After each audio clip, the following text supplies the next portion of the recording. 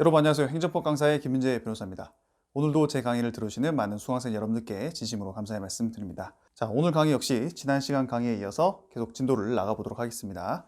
오늘 배울 부분 역시 여러분들이 전체 목차에서 어느 부분에 해당하는 부분인지 머릿속에 환기시켜 주시고 간략하게 살펴보면 취소 소송에서도 적법 요건, 당대의 재정관에서도 대상 적격 부분을 알아보고 있는 거, 그리고 취소 소송의 대상 적격은 처분에 해당하고 처분에 대한 의의와 관련해서 지난 시간에 행정청이 행하는 구체적 사실에 관한 법 집행, 그리고 공권력의 행사와 그 거부 처분까지 지난 시간에 배웠습니다. 오늘은 이 점선 아랫부분인 그 밖에 이에 준하는 행정작용에 대해서 배워보는 시간을 갖도록 하겠습니다. 그러면 그 밖에 이에 준하는 행정작용의 의미에 대해서 먼저 알아보고 넘어가겠습니다. 자, 그 밖에 이에 준하는 행정작용의 의미는 지금까지 살펴본 전형적인 처분의 개념 이외에 행정소송의 대상이 될 수 있는 이 행정행위의 카테고리라고 보시면 됩니다. 즉, 전형적인 처분이 아니더라도 취소소송의 대상으로 인정될 수 있는 여지가 되는 그런 행정행위들을 의미하는데, 국민의 입장에서는 이러한 카테고리, 즉 처분성이 인정될 수 있는 그 범위가 넓어지면 넓어질수록 억울함을 다툴 수 있는 기회도 많아지겠죠. 따라서 법원의 업무량도 늘고 수험생 입장에서 외워야 할 판례들도 많아질 수 있지만 국민의 권익을 위해서 이해해 주시고 암기를 해주시면 될 것 같습니다. 이러한 그 밖에 이에 준하는 행정작용의 종류에는 처분적 행정입법, 행정계획, 일반처분, 공부의 정정, 부관 등등 여러 가지가 있는데 오늘 차차 하나씩 그 개념과 관련된 사례에 대해서 알아보도록 하겠습니다. 먼저 처분적 입법에 대해서 알아볼게요. 행정입법, 즉 법령, 고시, 조례와 같은 텍스트, 이러한 행정입법은 원칙상으로는 일반적이고 추상적인 규율이기 때문에 처무성이 인정되지 않는다고 했었죠. 하지만 행정청의 다른 집행행위의 매개 없이도 그 자체로서 직접 국민의 권리 의무나 법률 관계를 규율할 때에는 처분성이 인정된다고 했습니다. 관련 판례도 한번 봐볼게요.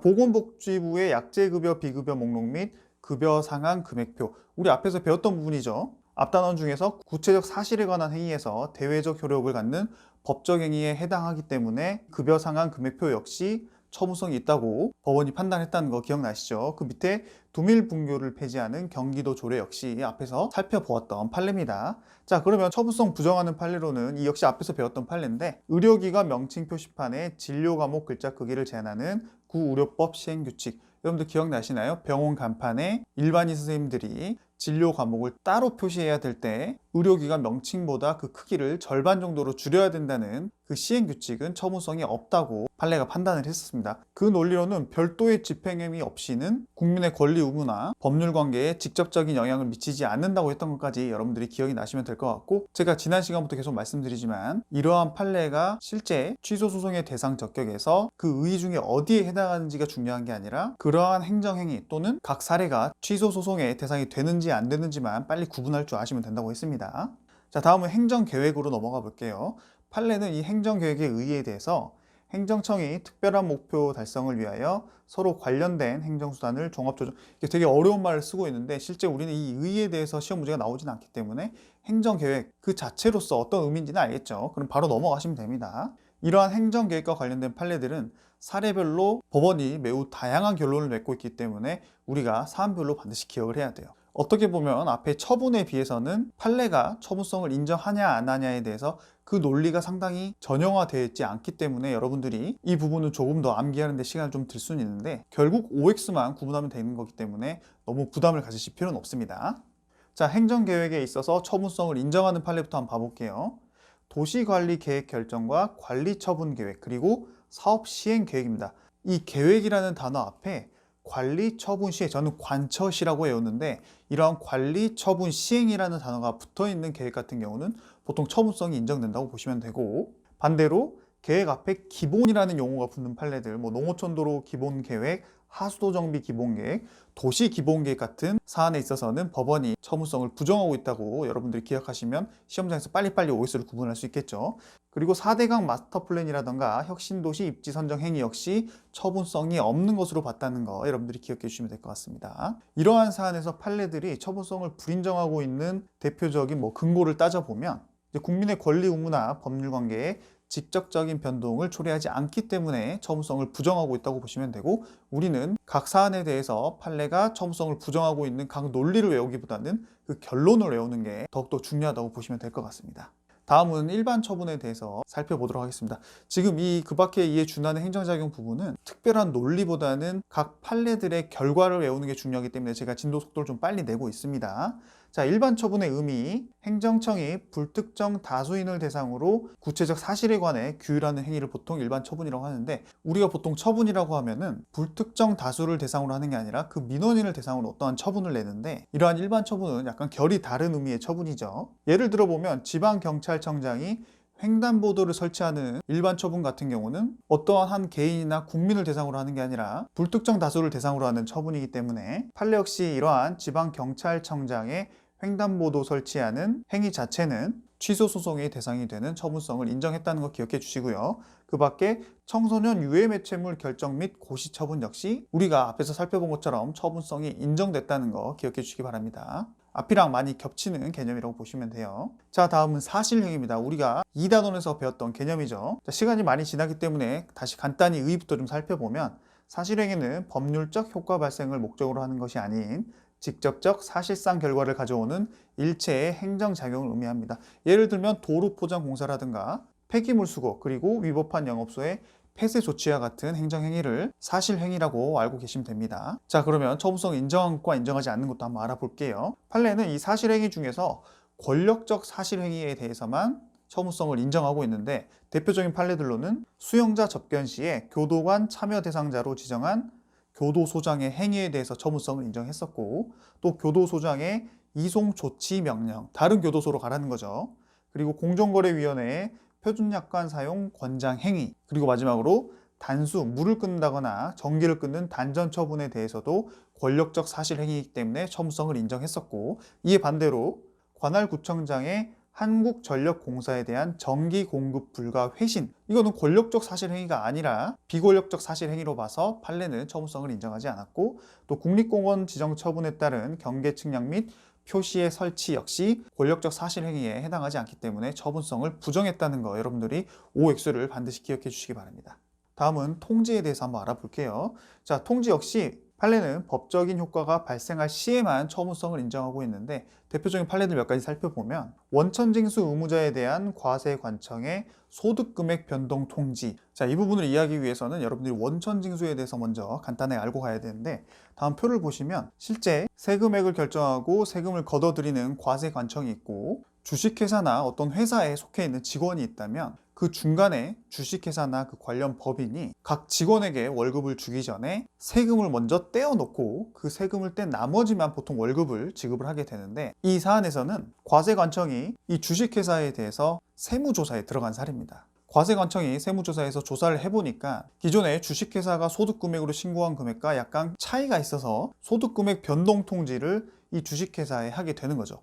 그렇게 되면 이 주식회사는 과세관청이 통지한 변동통지에 따라서 소득세 납세 의무와 그 금액이 확정되는데, 실질적으로 직원들은 그렇게 소득금액이 변경이 되면 주식회사가 어차피 변동된 금액의 세금을 떼어놓고 나머지 금액을 지급하기 때문에 결국 이 과세관청의 소득금액 변동통지는 누구한테 가는 게 맞아요?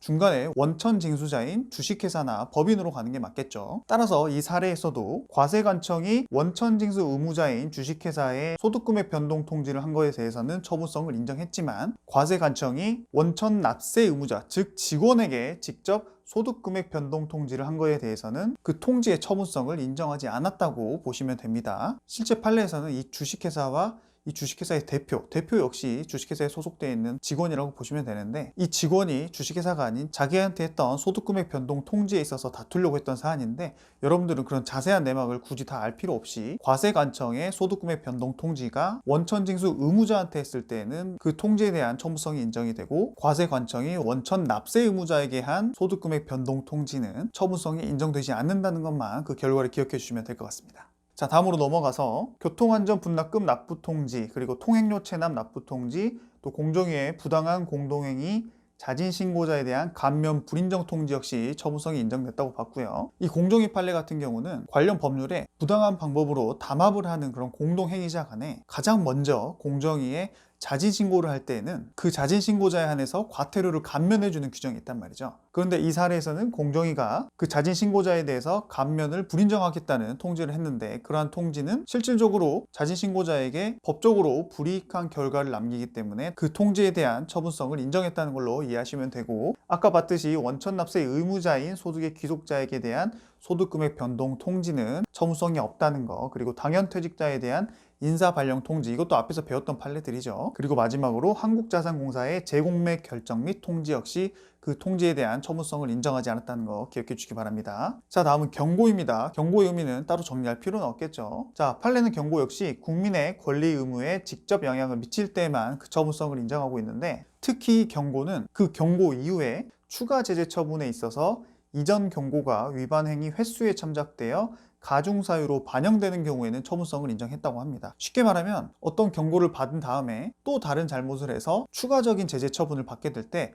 앞서 받았던 이 경고가 기존 위반 횟수에 참작이 돼서 그 제재 처분의 가중사유가 될 때에는 그 앞서 받았던 경고의 처분성을 인정해주는 논리라고 보시면 됩니다. 자, 처분성을 인정한 판례들을 살펴보면 공무원에 대한 행정규칙에 의한 불문 경고 조치. 자, 이 판례가 시험에 되게 자주 나오는 판례인데, 기본적으로 행정규칙에 의한 불문 경고는 행정규칙 자체가 내부적인 통제 수단이기 때문에 처분성이 인정 안 되는 게 되게 많았어요. 하지만 이 공무원에 대한 불문 경고 조치 같은 경우는 판례가 어떻게 판단했냐면, 행정규칙에 의한 불문 경고는 비록 법률상의 징계체제에 해당하진 않지만 경고를 받게 될 경우 1년 동안 인사기록카드에 등재됨으로써 장관 표창이나 도지사의 표창을 받지 못하게 되는 실질적 불이익이 있기 때문에 그 처분성을 인정한 특이한 판례입니다. 이 사례랑 꼭 비교해서 외워야 될 판례로는 교육공무원에 대한 불문 경고 조치가 있는데, 같은 공무원이더라도 교육공무원에 대한 불문 경고 조치는 그 처분성을 인정하지 않고 있다는 거죠. 그 판례의 논리는 뭐냐면, 교육공무원에 대한 불문 경고 조치는 감사 규칙에 의한 경고인데 여기까지는 행정 규칙에 해당하기 때문에 논리는 비슷하지만, 이때는 결과적으로 인사기록카드에 등재되지 않기 때문에 그 교육공무원에게 직접적이지 않은 간접적인 효과에 불과하기 때문에 결과적으로 판례는 처분성을 인정하지 않았다는 거죠.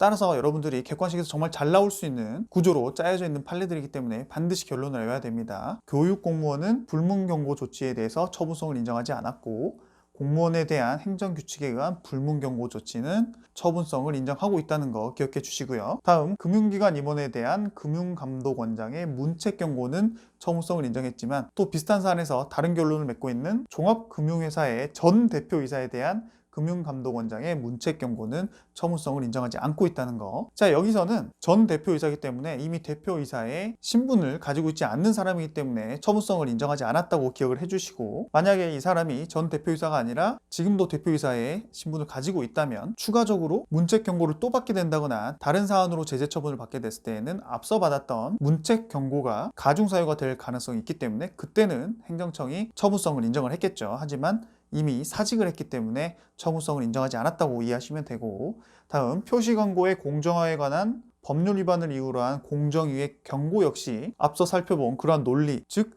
추가적인 제재 처분에 있어서 기존의 경고가 가중사유가 될 수 있기 때문에 처분성을 인정했고, 마지막, 공무원이 소속 장관으로부터 받은 서면에 의한 경고는 그 공무원에 있어서 현실적으로나 그 다음에 추가적 제재 처분에 따른 불이익이 없기 때문에 판례는 처분성을 인정하지 않았다고 여러분들이 이해하고 암기하시면 될 것 같습니다. 다음은 공부의 정정 행위에 대해서 한번 살펴보도록 할게요. 자, 공부의 정정은 공적인 서류에 있어서 행정청이 그 서류에 관련 내용을 등재시키거나 변경시키거나 이런 거를 공부의 정정이라고 하는데, 판례의 논리는 공부의 등재 행위가 실체적 권리관계에 직접 영향을 미칠 때에만 처분성을 인정하고 있고, 이에 반해서 사실관계의 증명일 뿐이거나 단순 반복적 업무에 불과할 때는 처분성을 부정하고 있다고 합니다. 그럼 관련 판례들 한번 살펴보도록 할게요. 자, 지목 변경 신청 반려 행위. 우리 지난 시간에 배웠죠. 지목 자체가 워낙 중요한 의미를 가지고 있기 때문에 지목 변경 신청을 반려한 행위는 처분성을 인정하고 있고, 또 건축물 대장의 용도 변경 신청 거부 행위 역시 지난 시간에 본 바와 같이 처분성을 인정하고 있다는 거. 그리고 건축물 대장, 토지 대장의 직권 말소 행위 역시 국민의 권리 관계 또는 법률 관계에 중요한 영향을 미치는 행위이기 때문에 처분성을 인정하고 있고,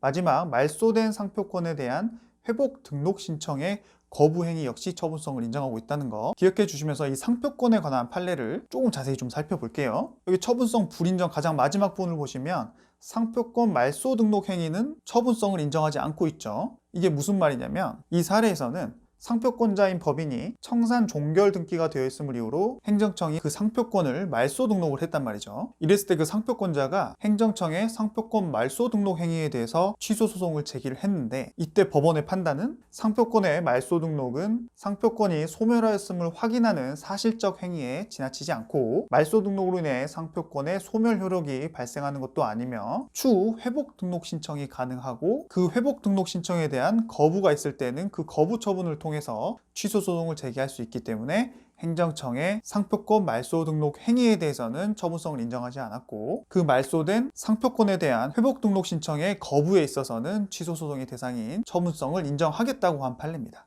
따라서 여러분들은 결론적으로 행정청의 말소 등록 행위에 대해서는 처분성이 인정되지 않아서 취소 소송을 제기할 수 없고, 말소된 상표권에 대한 회복 등록 신청에 대한 거부에 대해서는 취소 소송을 제기할 수 있다고 그 결론을 반드시 기억해 주시기 바랍니다. 다음은 무허가 건물을 무허가 건물 관리 대장에서 삭제하는 행위, 역시 반복적인 업무에 불과하기 때문에 처분성을 인정하지 않았고, 토지대장, 건축물대장, 그리고 자동차 운전면허대장 등의 일정 사항을 등재 변경하는 행위에 있어서는 단순한 행정 업무에 불과하기 때문에 처분성을 인정하지 않았다는 거 여러분들이 기억해 주시기 바랍니다. 다음은 공시지가 결정에서 알아보면 우리 판례는 표준 공시지가와 개별 공시지가 결정에 대해서는 처분성을 인정하고 있습니다. 그도 그럴 것이 표준 공시지가와 개별 공시지가는 국민에 있어서 세금을 낸다거나 이와 관련된 어떠한 신청을 할 때 이러한 지가들이 직접적인 영향을 미치기 때문에 그 결정에 대해서 취소소송의 대상성을 인정을 했고, 부관 같은 경우는 여러 가지 종류 중에서 실체적 권리관계에 직접 영향을 미치는 그 부담에 대해서만 처분성을 인정했고, 나머지 기한이나 조건, 철회권의 유보 등은 주된 행정행위의 일부를 이루는 것에 불과하다고 해서 처분성을 부정했다는 거 여러분들이 기억해 주시기 바랍니다. 부관은 부담만 인정하고 있다.